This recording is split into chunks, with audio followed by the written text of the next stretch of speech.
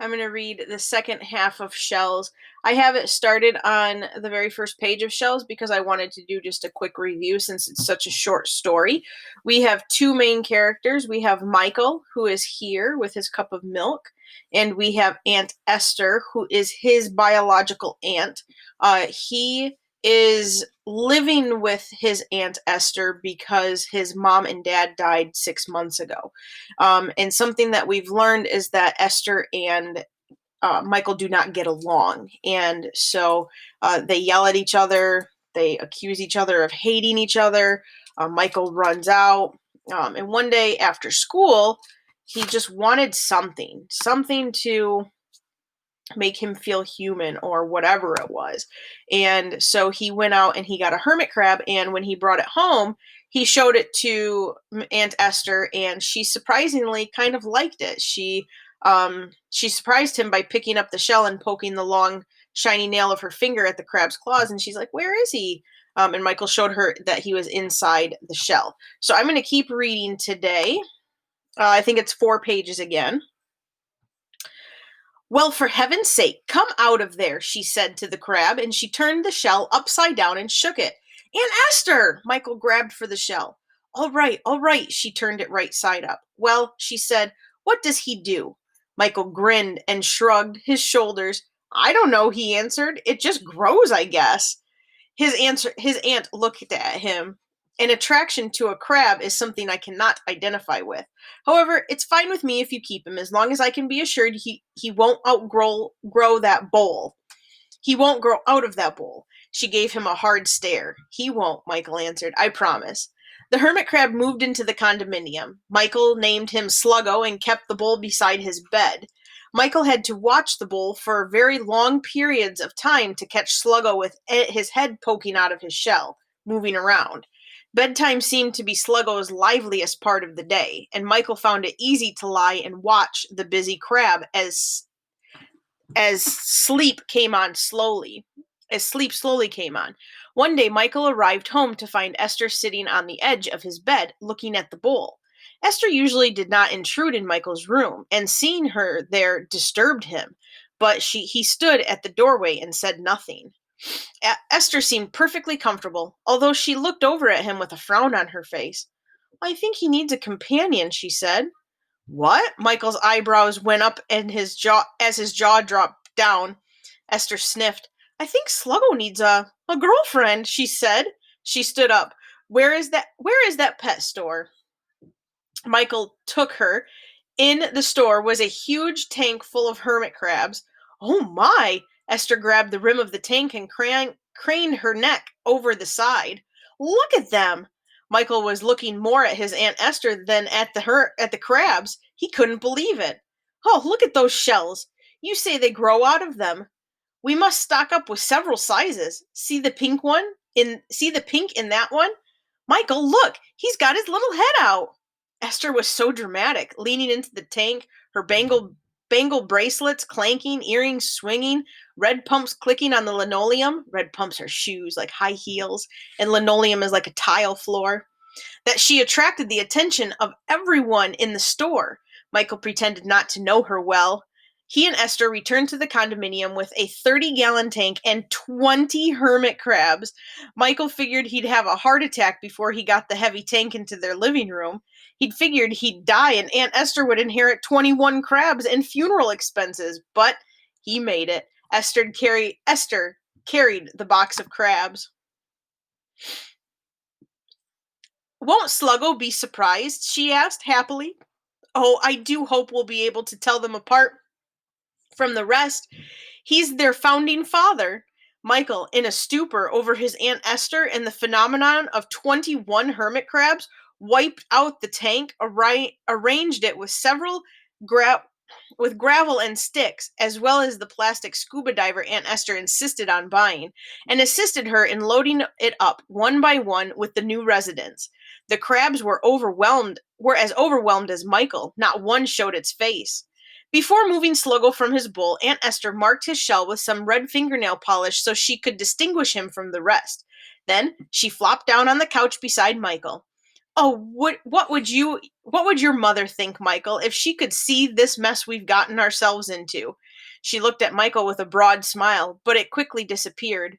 The boy's eyes were full of pain. Oh, my, she whispered. I'm sorry. Michael turned his head away. Aunt Esther, who had not embraced anyone in years, gently put her arm around his shoulders. I am so sorry, Michael. You must hate me. Michael sensed a familiar smell then. His mother's talc. Remember, that's like a perfume. He looked at his aunt. No, Aunt Esther, he shook his head solemnly. I don't hate you. Esther's mouth trembled and her bangles clanked as she patted his arm. She took a deep, strong breath. Well, it let's look on our friend Sluggo, she said. They leaned they leaned their heads over the tank and found him. The crab, finished with the old home that no longer fits, was coming out of its shell. And I believe that is it. Page 10. That's where we're ending. And I believe that's the end of the story. Let me just double check.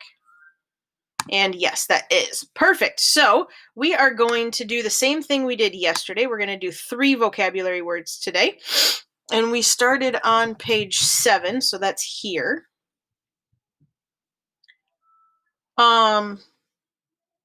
Whoops, I guess I wasn't supposed to read page 7 yesterday. Oh well. But we got through it, the whole thing. So what I'd like to do is do the vocabulary words. And our first vocabulary word is on page 8. And it is the word assured. So it is, page 8 is on the left now. And let me skim here to find the word assured.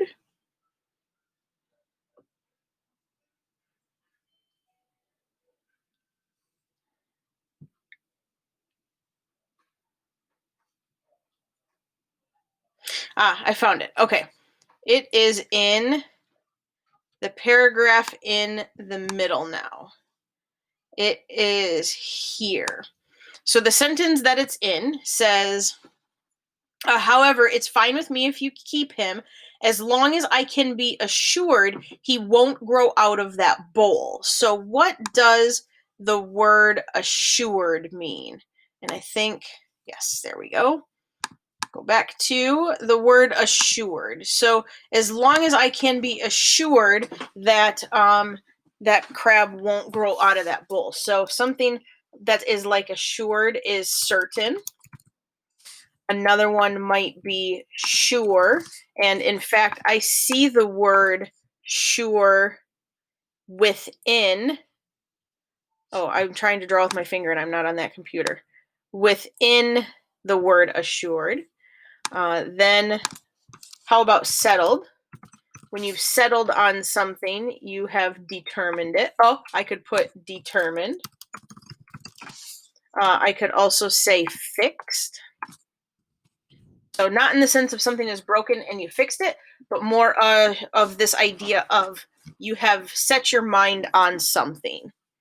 Okay, we can also say set, like set your mind on something, put all of that. Confirmed. Michael then confirmed that the crab wasn't going to outgrow its shell. Dependable. Definite. He was definitely sure. I always struggle with definite. DEFINITE. And without a doubt. And that's where I'm going to end. I'm going to put a line toward each one. Excuse me.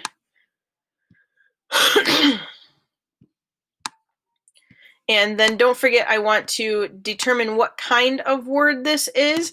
And I would also like to put it in a sentence and come up with some opposite words. So let me, okay, draw a red box over here. And I'm going to put some words that are the opposite. So unknown could be one. Not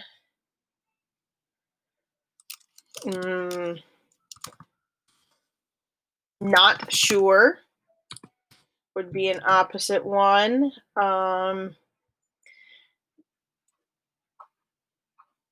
Then we could also say irresponsible, so not responsible. That could also be one. Okay, and then what kind of word is this? Is it a noun, an adjective, an adverb?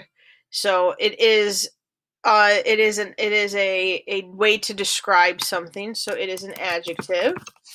Make that nice and big. And then I'm going to put the related words. So assuring. Assure is the base word, and then assuring, and then assured we have, and assures. Yes. So mom assures me every time I go to the doctor that it's not going to hurt. My mom kept assuring that we were going to make it to the movie on time. And then like this one, Michael assured her that the crab would not come out of the bowl. So I'm going to do it in a sentence, and I'm going to say, my coach assured the team that we had all the skills we needed to win the soccer game. And since that is our sentence, I'm just going to get it so it's not overlapping. All right. So the soccer coach is making sure that the team knows that they can win the game. All right, let's look at the next word. The next word is craned, Craned. It is past tense. The base word is crane, not like the animal, but like the motion. Okay. And so crane is like somebody is stretching, especially if somebody has craned their neck, stretching, extended. My neck's not very long, but if I extend it, I could be craning my neck. Reached. How about grow and span? Like when you, it's hard to tell, but when you span your arms out like that, you could be craning as you do it or stretching. And then how about spread and unfold? Especially if you like crane your neck after you wake up in the morning, you might feel like you're unfolding.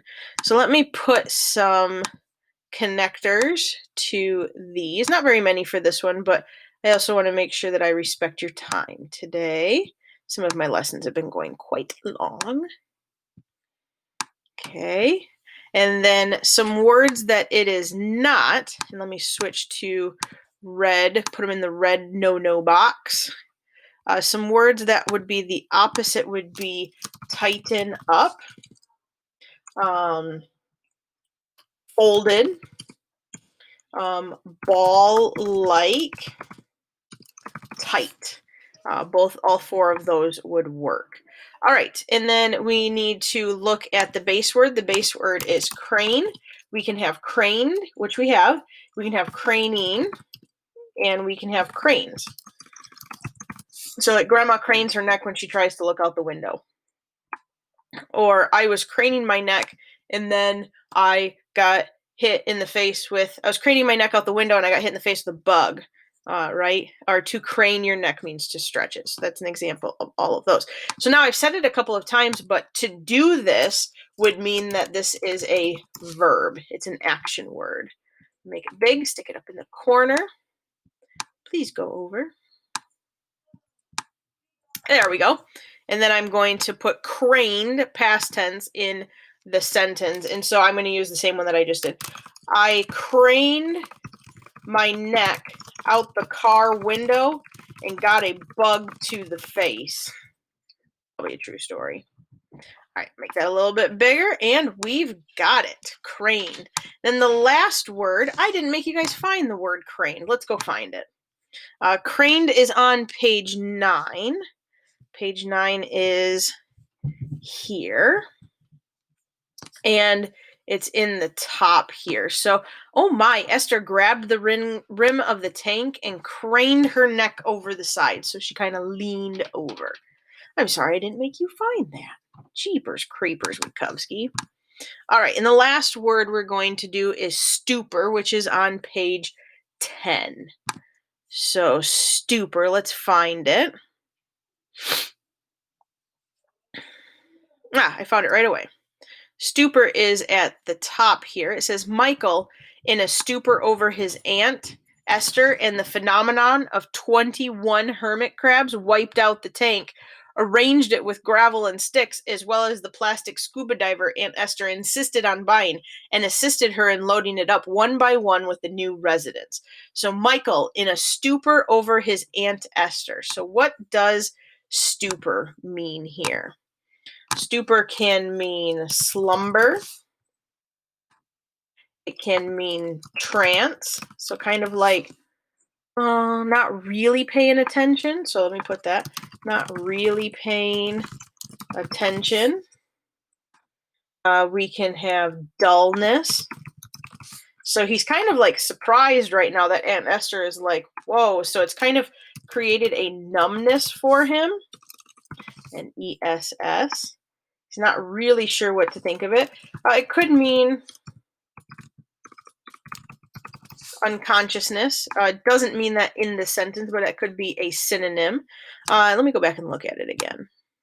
Michael in a stupor over his Aunt Esther and the phenomenon of 21 hermit crabs.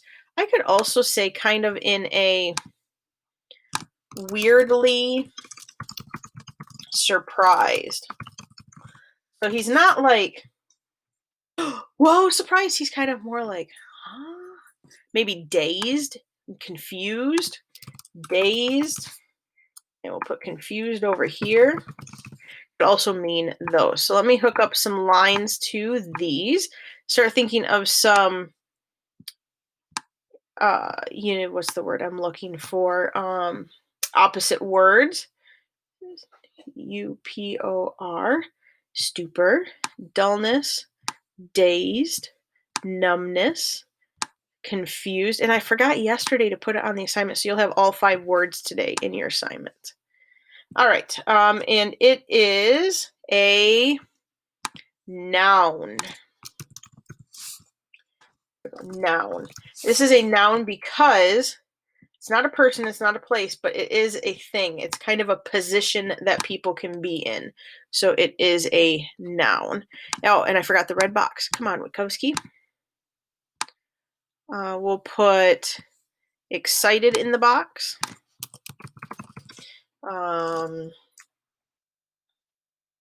Paying attention. Wide awake. And let's go with what's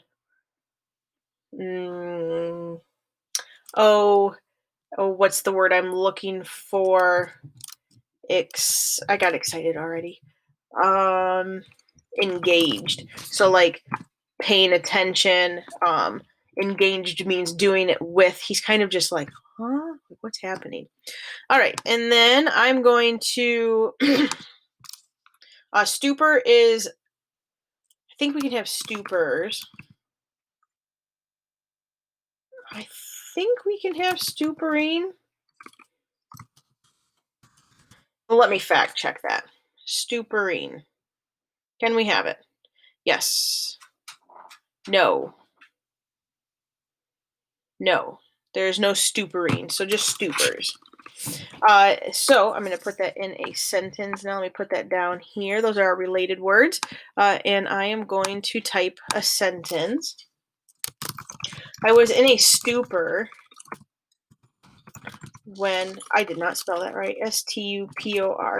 I was in a stupor when I found out my pet bunny ran away.